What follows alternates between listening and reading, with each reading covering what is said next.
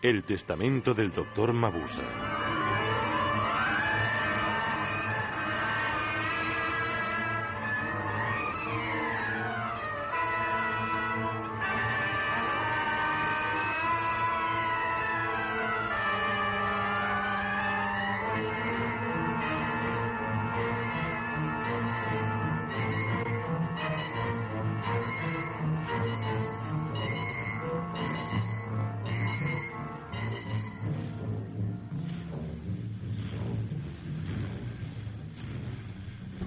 Alejandro, buenas tardes. Buenas tardes. Buenas tardes, Javier. Buenas tardes. Buenas tardes, Iván. Buenas tardes.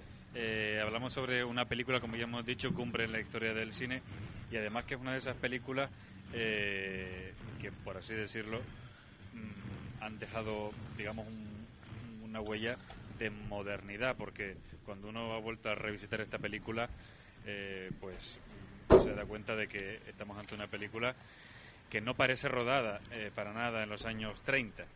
Por eso hoy tenemos una invitada de lujo en este programa. A lo mejor recuerdan, aunque estuvo con nosotros muy fugazmente cuando estuvo aquí en el estudio, José Luis García, y creo que alguna pregunta le llegó a formular también al maestro García. Noemí Guillermo, buenas tardes. Buenas tardes, Óscar. Hoy estás aquí en calidad de escritora, porque además tienes un libro dedicado a la figura de Fritz Lang y no sé si dedicado solo a la película El testamento del Dr. Mabuse, sino me imagino que a toda la obra, ¿no?, de Fritz Lang. Bueno, el libro en realidad es un estudio sobre la figura de Mabuse, que si me permites hacerte una pequeña corrección, tú lo has pronunciado a la inglesa, Mabuse. El original, que es alemán, es Mabuse. Mabuse, sí, ¿verdad? Y luego hablaremos de tu libro. ¿Qué opinas sobre, o qué te parece, que te ha vuelto a producir revisitar este clásico que yo imagino que ya tú habrás visto pues muchísimas veces? Bueno, ya he perdido las veces. Sí, la he perdido la cuenta las veces, pero bueno. ¿Eres como los fanáticos que ven solo la segunda o ves la trilogía completa de...? No, yo veo todo, no hago distinciones. Pero es que a mí la obra de Fritz Lang para mí o sea, no tiene una película mala. Entonces, las he visto, antes le decía a tus compañeros, las he visto todas. Y Mabuse me parece la cumbre. Yo no sé si ustedes se acuerdan cuál fue la última que tratamos aquí de Fritz Lang, creo que fue de los años americanos. Yo creo, bueno, El ser humano puede ser. Sí, esa fue una y tratamos otra también. Y el vampiro de Düsseldorf, porque creo que fue de las primeras. De las primeras. Seres humanos fue la última, sí. La mujer del cuadro, que me parece una gran película esa. Sí, también. De Robinson, que se enamora y de seres humanos es la de Gloria Graham, ¿verdad? Sí. Pues creo que esa fue la última. Alejandro, ¿a ti qué te pareció el testamento? A mí, bueno, descubrirla porque no la había visto, me parece, pues como así como las otras películas que he visto de Fritz Lang, son películas de los años 30, pero me parecen muy modernas, ¿no? Películas que las ves y no sé por qué, porque también la manera de rodar, era muy distinto a lo que es ahora, ¿no? Pero sí me parece que tienen un aire de modernidad, no sé muy bien, pero que la experta nos diga una de estas preguntas que tengo preparadas para ella, ¿no? Pero, hombre, una película interesante, sobre todo la relación que se hace entre psiquiatría o espiritismo casi y política, ¿no? Sobre todo, digamos que es ese preludio, ese preámbulo a lo que el nazismo luego vino a ser en ese estado del terror extendido, ¿no? Pero me parece eso una muy buena película sobre este tema y esa relación que creo que poco se ha visto, ¿no?, entre psiquiatría y política. Javier, ¿a ti qué te...? Para mí también ha sido curiosamente la primera vez que la he visto y se entiende cómo este hombre ha sido tan influyente, ¿no?, en la historia del cine. Yo creo que esta fue su última película, ¿no?, de la época en Alemania, ¿no? Así es. Y yo solo había visto de la fase americana de este hombre. Bueno, puede ser que hubiese visto esta, la más famosa, ¿no? Pero Metrópolis sí. Y se entiende muy bien de la influencia de este hombre en el cine, ¿no? Aquí hay mucho de cine negro también, pero también va por otros géneros, ¿no? Lo cual me ha sorprendido para bien y desde luego es una película que, a pesar de ser del año 1933, se presenta muy fresca, ¿no?, hoy en día. Cosa que siempre hay que tener muy en cuenta cuando vemos cine de estos años, ¿no? que los efectos son los que son, los medios eran los que eran, pero realmente la película funciona fabulosamente, ¿no? Iván, ¿tú la habías visto también o también esta es tu primera vez viendo Mabuse? No, yo la había visto un poco de Fritz Lang. Nunca he sido de sus fanáticos, quizás porque he estado rodeado de algún que otro fanático y me hicieron cogerle cierta tirria al director. Pero la verdad es que me parece un buen director ahora. Y esa es la clave. En los años 20, cuando se hizo esta película, era prácticamente un genio, porque muchas partes que yo me aburría en la película me daba cuenta que era porque son cosas que he visto 1000 veces. Pero claro, son cosas que he visto 1000 veces porque él la creó y todos intentaban narrar exactamente igual que él, porque él estaba creando un idioma, ¿no? Yo creo que los que más disfrutan estas películas es los que siguen un poco la historia del cine y van viendo los saltos que hace cada director. Y creo que los saltos que dio Fritz Lang para el cine contemporáneo son brutales. Prácticamente tiene cosas que en películas de los años 70 se sigue usando el mismo lenguaje, ¿no? Es decir, es una auténtica joya de la historia del cine esta película. Sí, incluso pensar la manera de rodarla, ¿no? Que aparece ahí en paralelo, ¿no? La presentación de personajes más la investigación de los crímenes, ¿no? Me parece eso de una modernidad terrible, ¿no? Para ti, Noemí, ¿qué es lo que más resaltas de esta película? Que digamos que, no sé si han visto, me imagino que sí, la copia restaurada, porque esta película, recuerdo que se reestrenó incluso en el Cine Monopol cuando salió la famosa copia restaurada, que yo creo que es la que hemos visto con un doblaje, por supuesto, nuevo y con una calidad de imagen y de sonido que yo creo que hacía falta en esta película. Lo que más resaltaría de esta película, como esto que estamos comentando, de adelantado a su tiempo, que...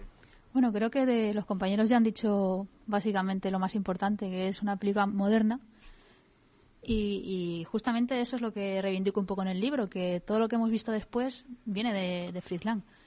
Y también de hecho esta película es que tiene 3 versiones. La historia de esta película es muy enrevesada y de hecho es muy interesante de conocer, porque si queréis os lo cuento un momento. Esta película su fecha de estreno estaba prevista para el 24 de marzo de 1933. 11 días antes se crea por parte del ministerio, o sea, se crea el Ministerio de Propaganda por parte de los nazis. Y justo el 29 un día antes se anuncia que se va a posponer el estreno porque la Junta de Censura tiene que revisarla. Pues el 29 de marzo la Junta de Censura prohíbe su estreno porque ponía en peligro el orden y la seguridad pública. Paradójicamente, su distribución por Europa sí se permitió. Entonces se permitió que pocos meses después se estrenara en París, en Viena y en Budapest. Pero estando previsto su estreno para 1933, la copia alemana no se pudo disfrutar en Alemania íntegra hasta 1951. Entonces, había en ese momento en que se acababa de empezar a experimentar con el sonido, lo que se hacía era... se hacía no, porque tampoco era una copia, una práctica muy habitual, pero se rodaba en alemán y en inglés, por ejemplo, o en alemán y en francés, depende del mercado al que fuera dirigido. Entonces, lo que hizo Lang fue dirigir dos versiones prácticamente idénticas, pero con diferente casting. Los únicos personajes que coinciden en ambas versiones son el personaje de Hofmeister y el de Mabuse, interpretado por Rudolf Leinroge. Entonces, una copia se quedó en Alemania, fue confiscada por Goebbels. La otra copia, la copia que se quedó Goebbels estaba montada por Konrad von Molo, el editor. La copia que se fue a Francia fue editada por Lothar Wolff. Entonces, si tú ves, yo he visto las 2 versiones, es muy curioso porque son prácticamente idénticas, pero tienen algunas diferencias de montaje. Por ejemplo, la historia entre Ken y Lily, el delincuente con la chica. La enfermera, ¿no? Sí, era... Sí, trabaja en la que trabajaba en la oficina. Entonces, esa historia en la versión francesa se acorta mucho. Porque claro, pensemos que en Alemania estaban acostumbrados a ver películas, pues eso, de 3-4 horas. El público fuera de Alemania no estaba acostumbrado a ver versiones tan largas, entonces se hizo una versión más reducida. Y luego, claro, los actores tampoco son los mismos. El inspector Lohmann, que es tan tan característico y tiene un poder tan fuerte en la versión alemana, en la versión francesa pierde mucho. Luego los gángsters también son como caricaturas. Sí, más bien cómicos, ¿no? Sí, la lo parte que más cómica es de muy la curioso porque Fritz Lang era un director súper metódico y perfeccionista y trataba a los actores como si fueran marionetas. Solo a él le hubiera gustado que tuvieran botones y hilos para manejarlos. Entonces, si ves las dos versiones, es una al lado de la otra y ves que los gestos de los actores, los manierismos, son exactamente iguales. Entonces, es muy curioso por esa parte. Luego, eso son las dos versiones, la francesa y la alemana. En 1942 llegó a Estados Unidos la versión editada por o sea, la versión francesa, digamos. Entonces le pusieron subtítulos en inglés. Pero es que luego en 1954 se hizo otra versión con otros escritores que cogieron el metraje de la versión francesa, no, el metraje, perdón, de la versión alemana, resituaron la acción en 1939 e insertaron muchas referencias nazis. Porque claro, lo que interesaba era, por ejemplo, hablan de Mabuse, habla del superhombre y dice que lo más importante es el líder. Y entonces, luego otra, incluso más tarde, esa versión, en la versión mexicana se llamó Titanes en Guerra. En el cartel de la película había bombarderos nazis tirando bombas y bueno, era todo, cada vez se nazificaba más la película. Entonces, bueno, al final, por fin, la versión íntegra es la que apareció en 1951 y es la que podemos disfrutar, que es la que más le hubiera gustado a Fritz Lang y es la idea original. La idea original, sí. Que en una película que es tremendamente simbólica, era una de las preguntas que pensaba plantar en el coloquio de la película, ¿qué representa realmente Mabuse? Porque hay muchas teorías sobre lo que realmente representa este personaje, uno que representaba el nazismo, otro que representaba como una especie de, digamos, de eje que quiere equilibrar el mundo del bien y del mal, que para que el mundo quede equilibrado hace falta de determinados choques de mal, como el... ¿Qué creen ustedes que representa este siniestro personaje, que por cierto, como guiño cómico en algunas escenas, que se parece al filósofo Gustavo Bueno, si se acuerdan de Gustavo Bueno? Sí, eso cuando está escribiendo, ¿no? Ahí se parece de perfil es idéntico al filósofo Gustavo Bueno. Sí. Sí. A mí al que me recuerda muchísimo con la concepción del personaje, del tipo de villano que es al Joker de Batman. Estoy prácticamente seguro de que el Joker de Batman está inspirado en él, o al menos los cómics de no me acuerdo el que hizo el Caballero Oscuro. Hay un autor en concreto que sí tiene muchos cómics donde el Joker desde la cárcel hace algo parecido a Mabuse. Estoy absolutamente seguro de que es conocedor de esta película. Y creo que es ese tipo de maldad, que es una maldad casi, por decirlo, global, ¿no? Que lo que quiere, que piensa en grande, pero realmente tampoco es que quiera dominar el mundo, sino quiere cambiarlo y ver qué pasa, ¿no? Yo recuerdo eso, al Joker de la última película del Caballero Oscuro, que decía que hay gente que solo quiere ver arder el mundo. Pues este personaje me parecía exactamente eso. Es decir, dentro de su locura tendrá su lógica, pero intentar ver algo más allá es un ejercicio fútil, y eso lo hace un personaje absolutamente demoníaco, un personaje que realmente da miedo. Iván, ¿me dejas decirte una cosa? Sí. Nolan reconoció que su personaje del Joker está basado en Mabuse. Y de hecho esta frase que acabas de decir tú, de que hay personas que cuando el mayordomo le dice es que no me acuerdo el nombre de Batman. A Bruce Wayne, bueno, a Bruce Wayne, que hay personas que solo quieren ver el mundo arder. Eso está en el libro, esa frase, y está basada realmente en Mabuse. De hecho, Mabuse, cuando en la escena que al principio que se disfrazan y entran a robar el banco, eso viene de Mabuse. Qué curioso, ¿no? La influencia hasta dónde llega, ¿eh? Es brutal la influencia. Sí, pero mira, yo estaba pensando más que en la película, en el cómic, que hay un cómic anterior que también está basado, la película se basa mucho en eso, y te digo que es muy parecido a este personaje. Sí, lo también interesante también que es la transferencia de esa personalidad diabólica, ¿no? o esta personalidad criminal, ¿no? Que hay una escena que es preciosa, ¿no? Como se ve esa transferencia, esa como el espíritu que va o el alma, ¿no? Que va de un cuerpo a otro y es interesante, ¿no? La reflexión que se hace acerca de esto porque luego la continuación que da a entender, ¿no? Sí, que esa personalidad sigue viva, ¿no? Y sigue transfiriéndose de cuerpo a cuerpo y personas así las tenemos o lo tenemos en todos los tiempos, ¿no? Con estas características y con esas intenciones, ¿no? Que sería la tercera entrega, ¿no? La tercera. Que, por cierto, antes de que se me olvide, ¿por qué tardó tanto Fritz Lang en hacer la tercera entrega de... La continuación, por así decirlo, de esta película? Bueno, es que en realidad él no tenía ninguna intención de hacer una tercera entrega. Él se fue, como ha dicho antes Javier, se fue a Hollywood. Estuvo allí hasta que... Antes te he dicho que esta era la última, pero no fue la última, porque en realidad la última que hizo en Alemania fue Los 1000 ojos del Dr. Mabuse. Tercera parte, ¿no? Sí, la tercera parte. Entonces, él en realidad no quería, pero Seymour Nebenzahl... La tercera, perdón, ¿no es Los crímenes del Dr. Mabuse? Bueno, es que, ¿sabes qué pasa? Que es un lío con los... vale, yo vale, en el libro he puesto el título original, porque como hay tantas versiones y son títulos diferentes, entonces el productor le dijo, oye, vamos a hacer una tercera parte de Mabuse, y la respuesta de Lang fue, yo había matado a ese hijo de puta, ya no... Lo que pasa es que Lang había tenido una experiencia muy mala con M, porque no sé si sabéis que se hizo el productor Seymour Nebenzahl, cuando se fue para Hollywood, hizo un remake de M con el director Joseph Lucy, y no sé si lo habéis visto, pero sé que está, pero no lo he visto. Es tremenda, pero vamos, la comparación es nefasta para Lucy. Como de Nosferatu se hicieron también varios remakes. Bueno, el remake es muy malo. Entonces, Lang temía que le volviera a pasar lo mismo, porque los derechos los tenía Arthur Brauner, que el productor se los había comprado a Jack Norberg, que era Norbert Jacks, perdón, que era el escritor de Mabuse y el que tenía los derechos. Entonces, temiendo que le pasara lo mismo, dijo, bueno, pues vamos a hacer la tercera, pero solo si yo puedo insertar referencias que impliquen, o sea, mi forma de ver la sociedad actual, y porque lo que quería era reflejar el estado de inseguridad que llevaba la Guerra Fría y todos los peligros de la vigilancia a nivel, ¿cómo lo digo? Lo que estamos viendo ahora con el Gran Hermano y todo esto, pues eso es. El estado policial, ¿no? Eso es, los 1000 ojos, sí.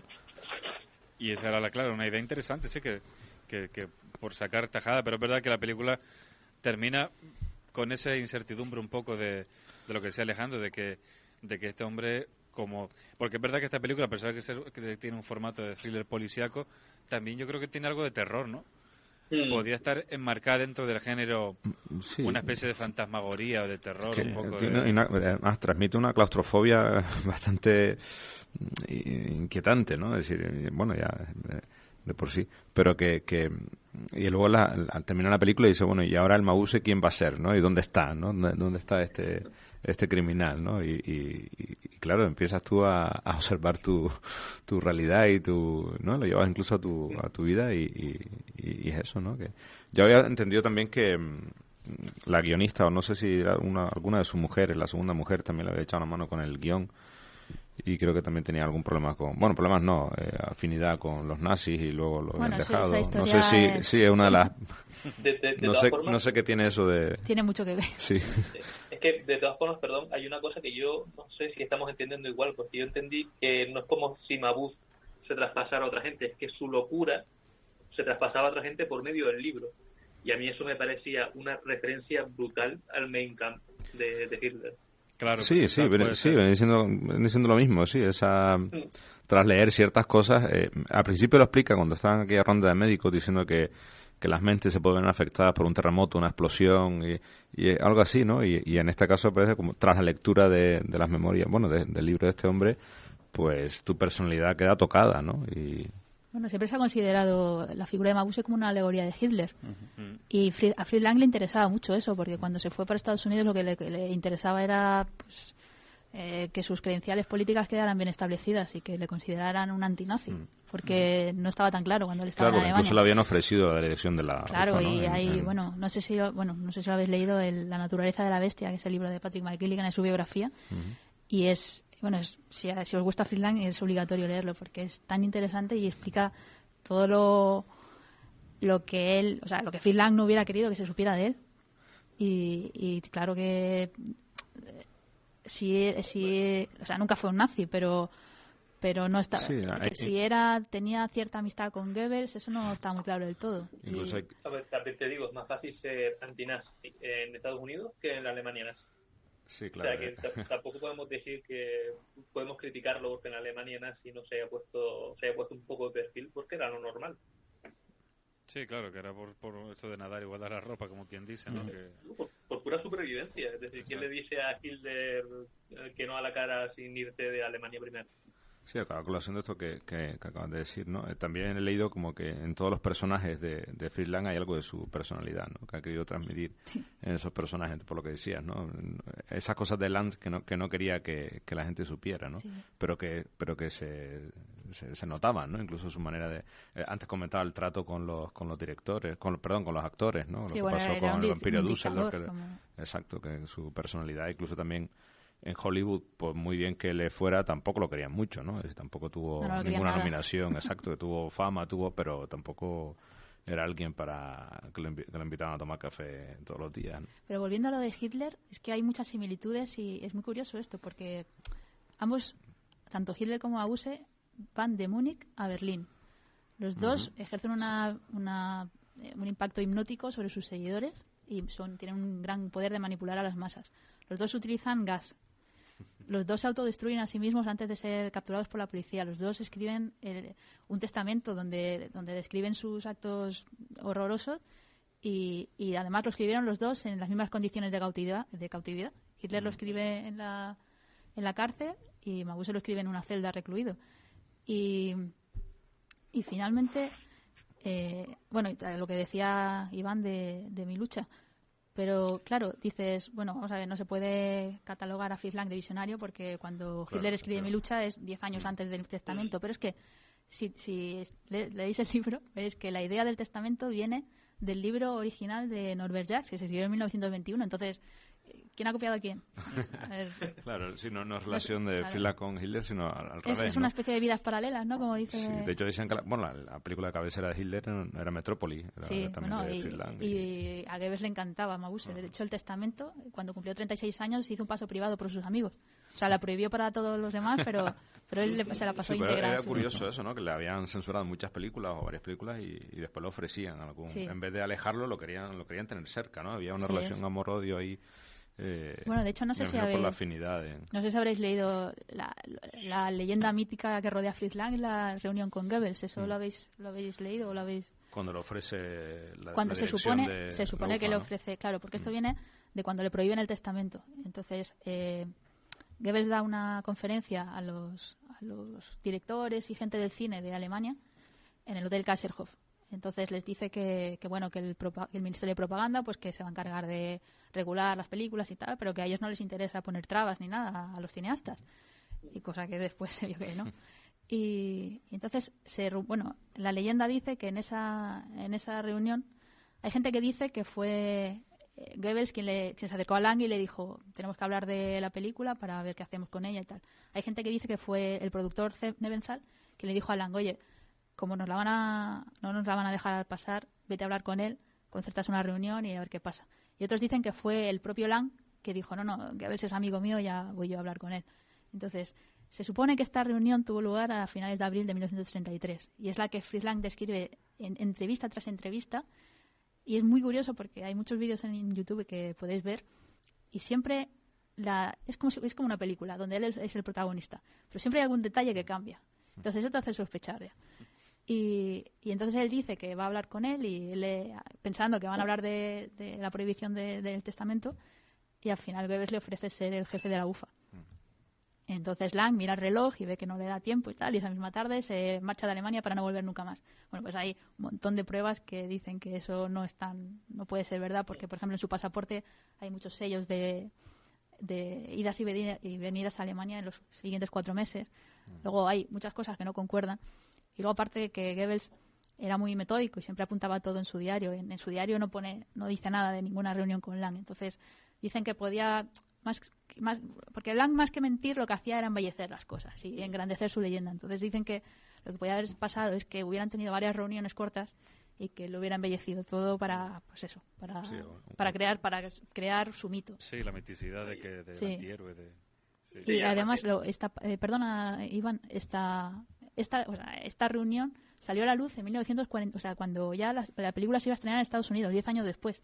No se había hablado nunca de ello. Entonces era, como decíamos antes, cuando a Lang le interesaba decir que él no tenía nada que ver con los nazis. O sea que bueno, eso está en el aire. No, decía que a los nazis les interesaba mucho todos los cineastas para hacer lo que se llama ahora el poder blando, ¿no? Para hacer películas de ese tipo. Ahí tenemos el triunfo de la voluntad y tal. Y si le gustaba a Fritz Lang, probablemente quisieran que le hiciera algo.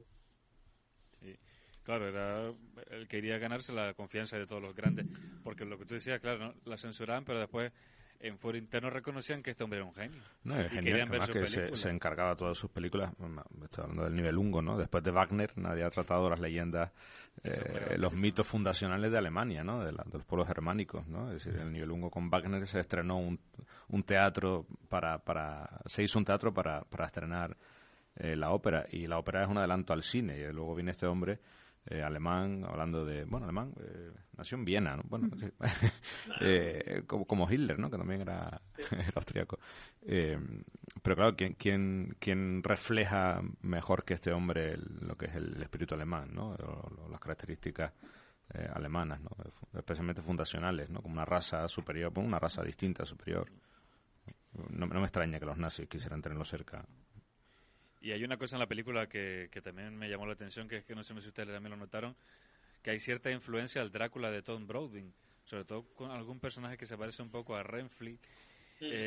La de Drácula es del año 31, creo que es la de Tom Browning, y había algunas escenas que sí parecía que cuando lo del tema, cuando se vuelve loco Renfield y pone la cara esa de desquiciado, a mí me recordó algunas escenas, no sé si tú también, a mí, veías alguna similitud con... No, te digo la verdad, no, pero no te digo que no la haya. No sé si él tuvo acceso, que a lo mejor, claro, como anterior, a lo mejor sí que... Probablemente a él le gustaba mucho el cine de vampiros, sí. Y de... Seguramente. O sea, el primer Mabuse sí tiene mucha influencia de Nosferatu, tiene influencia de Fantomas y de todos los archivianos de fin de siglo. Pero esto que dices tú de Drácula no lo veo. Yo más bien en el tema de la locura, en el tema de este personaje que se vuelve loco, que me recordaba un poco al Renfield del Drácula de Tom Browning, que era una locura un poco patética, una locura un poco así muy cómica, porque es verdad que esta locura cuando la escena, porque es verdad que esta película, aparte de, hemos dicho, fantasmagórica, terror, thriller policíaco, también hay que incluir comedia, porque es que también tiene sus guiños de comedia que las tiene, sobre todo las escenas del teniente, que recuerda un poco al teniente Kinderman o alguno de estos, o un poco incluso al Loman, no, recuerda mucho al Loman de M. Sí. Que fue de 2 años antes. También, o a un futuro, Colombo no tanto, pero sí es verdad que hay muchas referencias que luego han utilizado de este personaje con su gabardina y con su con el puro, eso sí, el futuro Colombo. Pero comentabas antes que depende de las versiones, ¿no? La versión germana era mucho más serio que la versión francesa. No, bueno, sí. pero es, o sea, tiene más personalidad la versión alemana que la francesa. El de la francesa está interpretado por Jim Gerard y pierde mucho. Que no os he dicho que, bueno, a lo mejor lo sabéis ya, pero hay un remake del Testamento de 1962, que forma parte de una franquicia de 5 películas que se hicieron durante los años 60, y el remake es estupendo. ¿Pero es de americano, alemán? Es alemán. Y es curioso porque antes, cuando me decíais qué es lo que me llamaba la atención o que destacaba más de la película, volviendo a lo del sonido, esta es la segunda película sonora de Lang, después de M. Entonces, él experimenta muchísimo. Entonces, no sé si recordáis la escena en la de que el doctor, el que descubre que lo del testamento, se va para la policía para denunciarlo, y llega al semáforo y se pone en rojo y empiezan los gángsters a tocar el claxon para poder dispararle sin que se oiga. Esa escena del pi, pi, pi, pi, luego en el remake, claro, como es en 1962, el sonido ya no tiene ninguna importancia, entonces esa escena desaparece. Luego, volviendo a la original, cuando están Ken y Lily en la sala, en el cuarto que se está inundando, y está la bomba, tic, tic, tic. Luego esa escena se continúa cuando está el gángster dándole al huevo, tap, tap, tap. Entonces está lleno de esos guiños, de esas experimentaciones que luego en el remake desaparecen. Que por cierto es una escena maravillosa, y muy moderna, la de que están ellos ahí encerrados y ya tienen todo perdido hasta que piensan en la tubería del agua y todo eso. Es que todo eso parece sacado de un capítulo de una serie o de una película de los años 90. Pero a Langley le encantaban las inundaciones y los incendios, le pirraban. Y explosiones. Sí, cosas.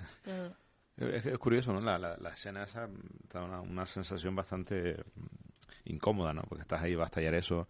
Incluso ella creo que le dice algo, y si el agua no llega hasta arriba, ¿no? O si el agua, ¿no? Es decir, pone esa idea siempre de esto va a salir mal, nos vamos a morir aquí.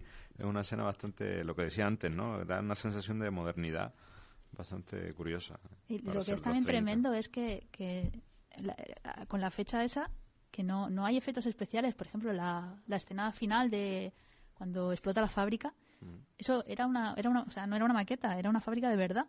Entonces, en el libro explico que el cameraman, Fritz Arno Wagner, explicaba que él no había conocido el terror hasta que trabajó con Fritz Lang. Entonces dice que estaban en una grúa a 10 metros de altura y habían construido una especie de maqueta pequeñita con un montón de botoncitos que estaban conectados con cables larguísimos que llegaban hasta la fábrica, que eran torres de 70 metros de altura. Entonces era de noche y fue la primera escena que rodaron. Y dice que coge Fritz Lang y empieza a tocar botoncitos y empiezan las torres de la fábrica a explosionar y a caer. Dice, claro, estábamos ahí tan cerca, las torres de 70 metros de altura empezaron a caer, a todo aquello a desplomarse. Dice, no fui consciente del peligro que estábamos corriendo hasta que aquello empezó a caer por todos lados.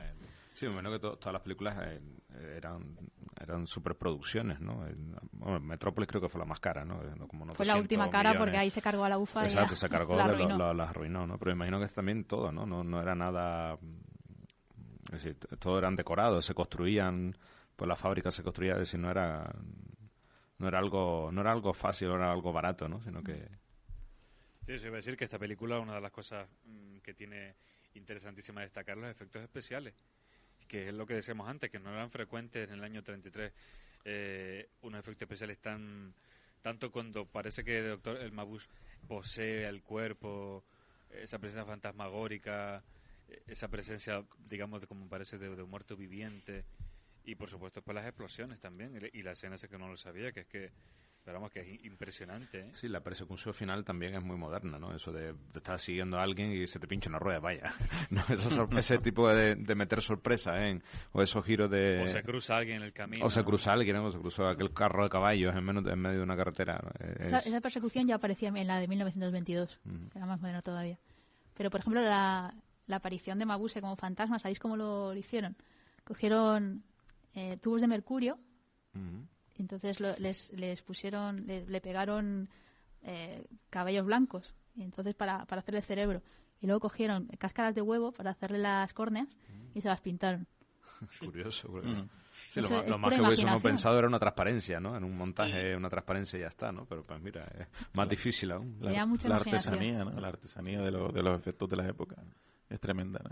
Y funciona muy bien visualmente hoy en día. Siempre funciona mejor la artesanía que lo digital. Sí. Lo digital hoy en día da más el cante, ¿no? Claro. De todas maneras, él se arrepintió después de estas apariciones fantasmagóricas porque él lo que quería era una película realista. Entonces, claro, porque a lo mejor lo interpretaban como... Claro, como una película fantástica. Entonces él luego decía que quizá hubiera usado una voz en off para hablar, o sea, como si Mabuse más que un fantasma hubiera sido el subconsciente del psiquiatra.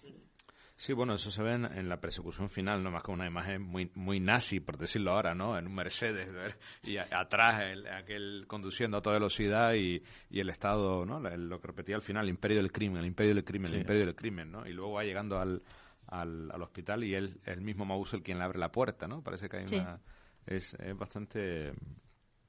Bueno, bastante aterradora ese final. Nunca me da la impresión a mí de ser una película de cine fantástico, no, realmente. Yo creo que funciona como... Sí, como simbólica, como decíamos, más que fantástica, simbólica. Como ¿no? película policíaca, como película de terror incluso, ¿no? Por el personaje de Mabuse, que yo creo que... No sé, a mí sí me gusta la representación esa, cuando se ve esas transparencias, sí que me gustan, ¿no? Porque da la impresión de que prácticamente va a poseer el cuerpo de la persona a la que está influyendo, ¿no? Yo creo que uno de los temas que se maneja mucho en la película es la influencia que tiene el miedo en la gente, ¿no?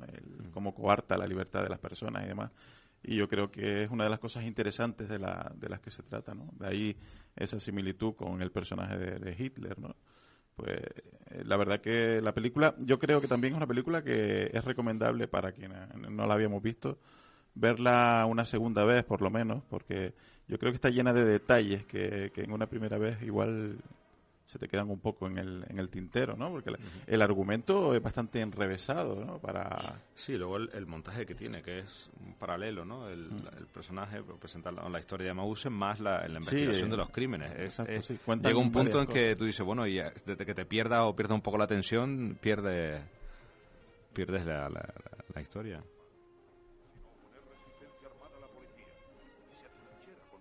Más fiel en su propia casa. Responde a la orden de rendición de las fuerzas del Estado diciendo: el Estado soy yo. Y una ráfaga de disparos hace retroceder a los agentes de policía. Los militares acaban por acallar la resistencia con granadas. 2 malhechores caen muertos y 2 son detenidos, pero el doctor Mabuse ha desaparecido. Uno de los detenidos revela el refugio del doctor, una fábrica de moneda falsa desde donde se estaba planeando un gran golpe a la moneda alemana. La policía consigue entrar y le encuentra, pero se ha vuelto completamente loco. Por las palabras que balbucea, durante aquella noche se le presenta.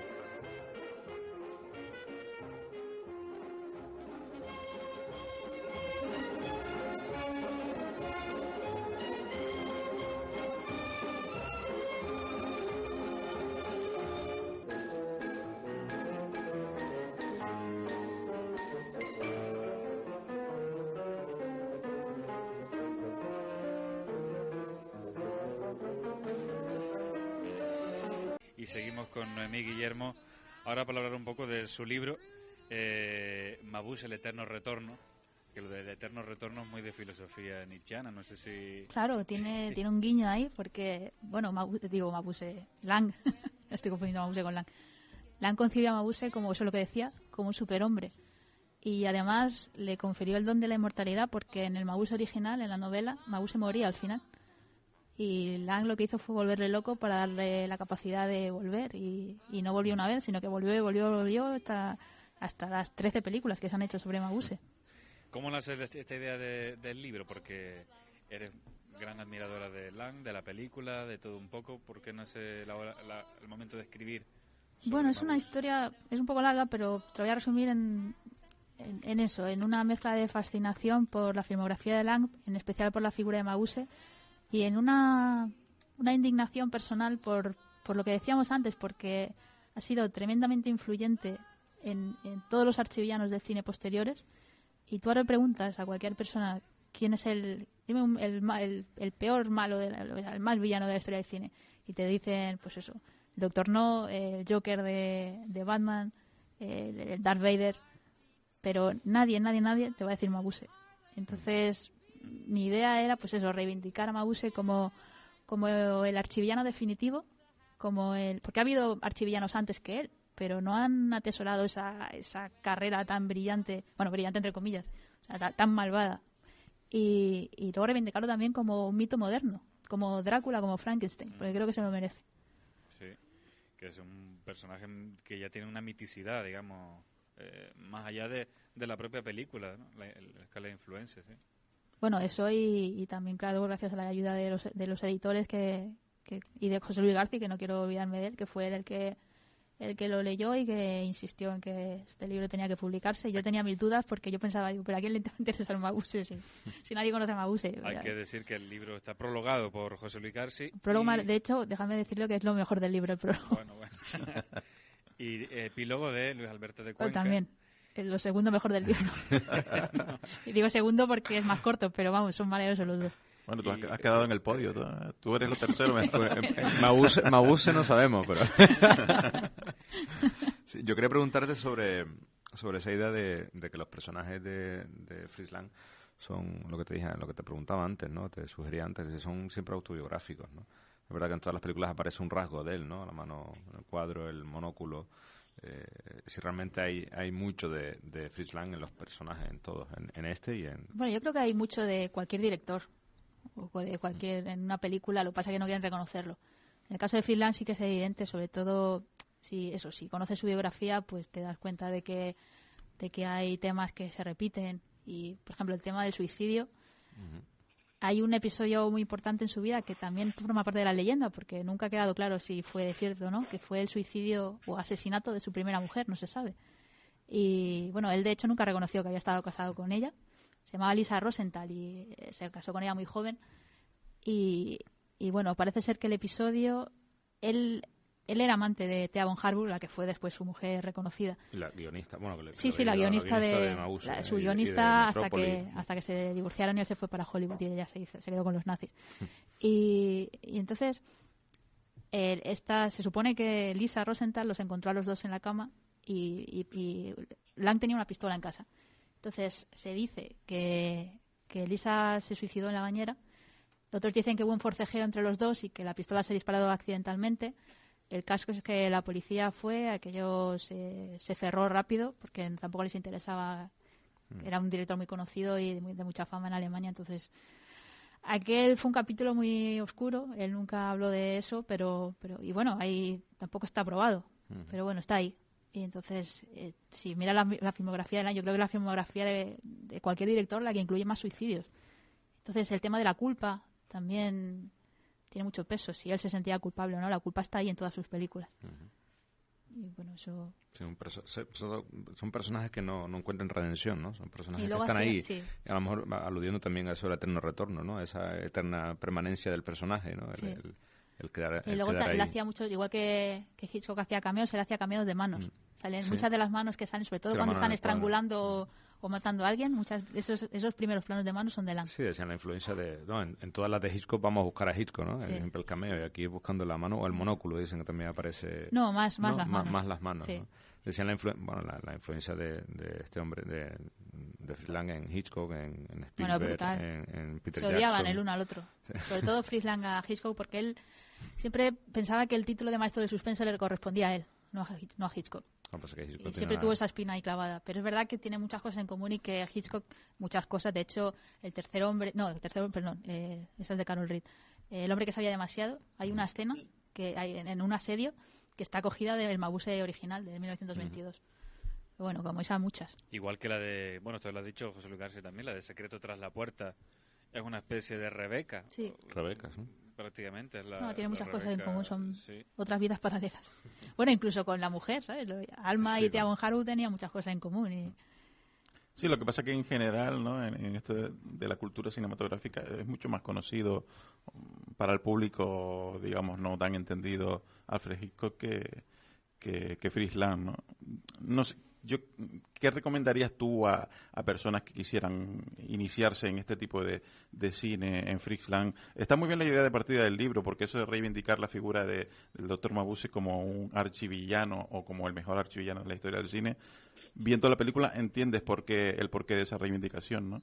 Entonces, ¿qué recomendarías tú a personas que estén interesadas en el cine clásico y que no hayan descubierto del todo la figura de Fritz Lang? Yo mismo, porque yo habré visto 3 o 4 de la época americana del director, pero no, por ejemplo, esta no la había visto, ¿no? Es decir, ¿qué películas recomendarías más? Bueno, yo creo que la mejor, aunque a mí la que más me gusta es Mabuse, creo que la mejor y la más redonda es M, la que comentasteis vosotros, la de Vampiro de Düsseldorf. Creo que lo tiene todo, o sea, no se puede mejorar esa película. Y luego, claro, tiene los dos periodos, la etapa alemana, que es más la muda, y la etapa... A mí me gusta más la muda, pero claro, a una persona que no está acostumbrada a ver cine mudo, eso decirle que, por ejemplo, el Mabuse original, que dura 4 horas y media, es muda, pues igual de entrada no es una buena opción. Pero si has visto M, quizá de la etapa americana, pues me quedaría... Es que de la etapa americana son buenas todas, pero me quedaría quizá con Los Sobornados, o Mientras Nueva York duerme, también me gusta mucho. Se la hemos tratado aquí también, muy buena, eso de... El mundo del periodismo también. ¿No? O Perversidad, a mí me parece Perversidad, sí, una maravilla. sí. Es que es eso, ¿ves? Es que hasta incluso las más malas no, pero incluso las que son menos consideradas, yo he llegado a ver Guerrilleros en Filipinas, que la tenía ahí en el ordenador y yo misma la iba posponiendo porque no me apetecía nada y la vi y digo, pero es una gran película. La mujer en la luna también. Bueno, uno la de luna los es maravillosa. títulos, y que dice que cuenta es la primera cuenta atrás en Sí, el bueno, lanzamiento se la de un inventó cohete en él, el cine. se la inventó Es que- Fritz Lang. Ya curioso, sí, ¿eh? De esas cosas de esos detalles que no... ¿Cuánto te ha llevado el libro a hacer este libro? Es decir, la labor de documentación, de leer mucho, me imagino, ver todos esos remakes. Hombre, La verdad es que no lo he contado, pero yo creo que por lo menos 2 años, porque eso, entre leerme todos los libros de Fritz Lang, entre ver todas las películas, pues eso, ver documentales, artículos y tal, luego escribirlo, luego reescribirlo, pues yo diría unos 2 años. Pero bueno, yo desde el principio no me planteé esto como un libro, lo planteé como... De hecho, hice el trabajo de fin de grado de la carrera, lo hice sobre Mabuse, entonces muchas ideas están cogidas de ahí. Pero claro, eso, no sé, pues unos 2 años así. Sí. Iván, si tienes alguna pregunta sobre Fritz Lang o Mabuse. Es que la verdad es que yo creo que casi todo ha sido preguntado, ¿no? Y ya, ¿no? No sabía qué decir. Aunque también yo prefiero las películas de él en versión original. muda. Sí, no, las prefiero eso, tapa muda. Pero yo la verdad es que no tengo nada que decir. Sí, yo no ocurre nada ahora, lo siento. parecido a raíz de esto, ¿no? Sí, ¿qué diferencia o cuáles son los rasgos que diferencian más la etapa alemana, aunque podemos meter más la diferencia entre el sonoro o el mudo, la etapa alemana de la etapa americana? Bueno, si crees que hay diferencia o hay un personaje que se va la diferencia básicamente es que en Alemania Lang hizo lo que le dio la gana. Uh-huh. Entonces ahí es él en estado puro. Entonces son películas, aparte de que son mucho más largas, lo ves que él estaba ahí en su salsa. Entonces el problema en la etapa americana es que ahí se encontró... Claro, en Alemania tenía un productor y tenía la UFA detrás que, pues eso, que le dejaba hacer lo que quería. Y al llegar a Alemania, pues se encontró con todos los productores de Hollywood. Y ahí le cambiaban los finales, le imponían castings que él no quería. Entonces, por ejemplo, el otro día volví a ver Furia. Mira, no me lo habéis dicho antes, pues también lo recomendaría, un película. Y al final se le obligaron a poner un final feliz, entre comillas, que él no quería. Él lo hubiera dejado así el final malo. Y no, esa es la diferencia básica, yo creo. Pues a priori parece lo contrario, ¿no? Que la parte más iba a ser más libre en América que en Alemania, ¿no? Sí, bueno, no fue. No da la impresión, da la impresión de la época americana, por lo menos las que yo he visto, que son películas más parecidas entre ellas, ¿no? Como que seguían una pauta, unas imposiciones, también metían las relaciones románticas un poco, creo que comentamos de alguna de ellas un poco forzada, parecía, no sé si fue en La mujer del cuadro o en la otra que tratamos de deseos ocultos. En una de las dos comentamos que para la parte romántica parecía un poco Encuentro en la un noche poco impuesta, también, ¿no? Sí. Sí. Era que el maestro del primera- cine noir, ¿no? Sí, También la primera etapa era un poco más expresionista, ¿no? sí, que eran más de como se dice, arte y ensayo, ¿no? Por así decirlo, ¿no?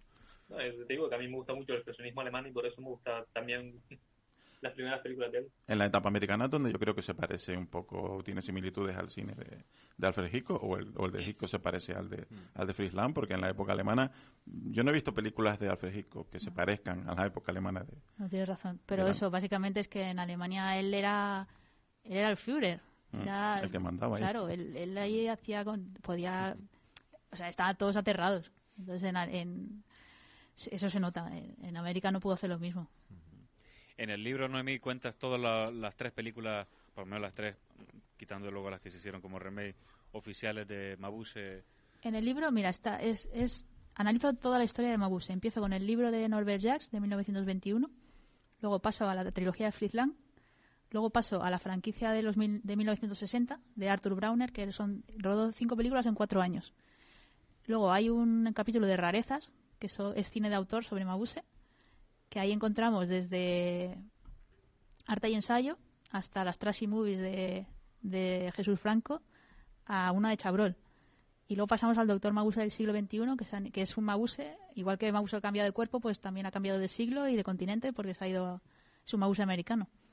Y luego hablo también, hay un capítulo, bueno, el último capítulo, que es el que más me gusta, que hablo del legado de Mabuse, de todas las influencias que ha arrastrado con él y de lo que significa para mí y para la historia del cine la figura de Mabuse. Y me imagino... Hay una cosa que me gustaría preguntar ahora, que es, ¿qué director de la actualidad crees que tiene más cosas de Fritz Lang? No sé si se te ocurre algún nombre. Esa es complicada, ¿eh? Esa no la había pensado. Me gusta la pregunta, pero me la tendría que pensar. Es buena pregunta. Y además que como a lo mejor Sí, porque normalmente decimos, pues, se inspira en Hitchcock, se inspira en... Sí. Y realmente, claro, tendríamos que ir a la fuente anterior a Hitchcock, que sería Fritz Lang, ¿no? Realmente no sabríamos... Bueno, antes dijiste lo de Nolan, ¿no? Yo creo que es un director Sí, que- Nolan. Y Por bueno, ahora ejemplo. se me ocurre así también, porque como lo tenemos siempre presente, José Luis García coge la escena de los sobornados, o sea, la escena del crack donde vuelan a la niña, viene de los sobornados. Que es la escena terrible, sí, ¿verdad? Ahora que lo estoy O sea, pensando. está de... Sí. Pero... Que por cierto, ahora, al nombrar a José Luis García, aunque eso ya lo haremos otro día, que tendremos que hablar del Crack 3, ¿no? Que sí, hablaremos. hablaremos porque tú eres de las pocas privilegiadas que has visto, si se puede decir, Bueno, que he visto y que actúo en la película. que encima también, ¿eh? Tengo una gran escena donde cojo el teléfono. y que ya nos podrás adelantar que, según lo que me has dicho, que dice Te que, puedo adelantar que para mí es la mejor de las tres. que ya es decir, Sí, porque bueno. mira que ya la 1 es una obra maestra y la 2 también, y decir que el Crack 3 se va a llamar definitivamente el Crack 3 o haré esta investigación. No, el Crack 0. Ah, es verdad, el Crack 0, perdón, sí, el Crack 0. Era precuela. Precuela, claro. El Crack 0 lo va a llamar. Qué moderno. Se ha vuelto...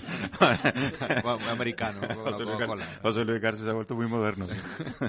No, pero veas, interesante la punta que hace, ¿no? Probablemente no pasa como en otras sagas, ¿no? Que las últimas no suelen ser las mejores, las más preferidas, ¿no? Bueno, pues a mí me parece la mejor, pero bueno, yo sé que es decir mucho. Pero igual Pues sí. discrepáis, pero vamos, me parece... No, bueno, es verdad que ya contamos sin Alfredo Landa. Que, Ya que tú, eso ya era un... ¿Tú has visto la película entera ya? Sí. La he visto, o sea, la he visto varias veces porque he visto los cortes y la última versión dura 2 horas. ¿Y cuándo se va a estrenar? En teoría, si va todo bien, después de verano. Ujú. Ya está Septiembre, lista, pero octubre. falta... Sí, es que en No. verano no es buena fecha tampoco de estreno, nunca han sido. Yo recuerdo un año que él estrenó en verano Ninette y no funcionó en 2005 y no funcionó porque la estrenó en agosto. Era un mes malísimo para estrenar. Sí. Y la película tampoco cuajó como él pensaba que iba a cuajar la de Ninette. No, esta sí va a cuajar. Esta porque además sí. Carlos Santos está... Bueno, es que tú lo ves y dices... Es Es- que estás tan mejor que Es Alfredo Alfredo Landa. Landa. Y además que es una película que arrastra... Hombre, es un que Landa. incluso los más detractores de José Luis García admiran el Crack. Es decir, que es una película Es que una película de culto. de culto en el cine español como el cine negro español. Y entonces yo creo que va a despertar mucha expectación esta película. Sí. Otro que está muy bien es Miguel Ángel Muñoz. A mí me sorprendió. Que O sea, va a está ser mejor que el Moro. Del Moro, que hacía Miguel Reyán, era... Sí. Que es otro personaje mítico en el Crack, claro. Sí. Noemí, para terminar, si Alejandro o Iván tienen alguna última pregunta para no cogerla yo por si... No, yo venía una pregunta también, si realmente Fritz Lang se desmarca del nazismo o se desmarca de sus vinculaciones con el nazismo ya una vez se va a América o eso sigue ahí, ¿no? Es la pregunta que queda... Oficialmente él se desmarca, o sea, pero de manera clara. A él no le interesa para nada tener eso ahí. Pero ya te digo que hay mucha gente, sobre todo los emigrantes alemanes, estaban muy disgustados con él porque todo el mundo decía que era un cínico, que a él en realidad la política le daba igual y que si no hubiera sido porque su madre era judía, él se hubiera quedado en Alemania haciendo películas. Sí, que es otra cosa curiosa, ¿no? Cuando él la alega, cuando lo van a nombrar director o lo quieren nombrar director de la UFA, cuando dice, bueno, es que mi madre es judía, es bueno, aquí nosotros decidimos quién es judío, quién Bueno, no. le dijo que Y su se abuela queda- era o su judía, ni abuela. siquiera le dijo la verdad. Es que la última pregunta quería que fuera ¿cuándo podemos comprar el libro? Es decir, ¿cuándo puede estar a la venta más o menos? Pues mira, la fecha exacta no lo sé, pero sé que va a estar para la Feria del Libro de Madrid, que empieza a finales de mayo, o sea que en breve. En junio ya seguramente ya estará por aquí en las librerías Canarias, de la editorial Notorious. Recordamos que es una gran editorial, bueno, que hemos hablado ya con sus editores y que es la que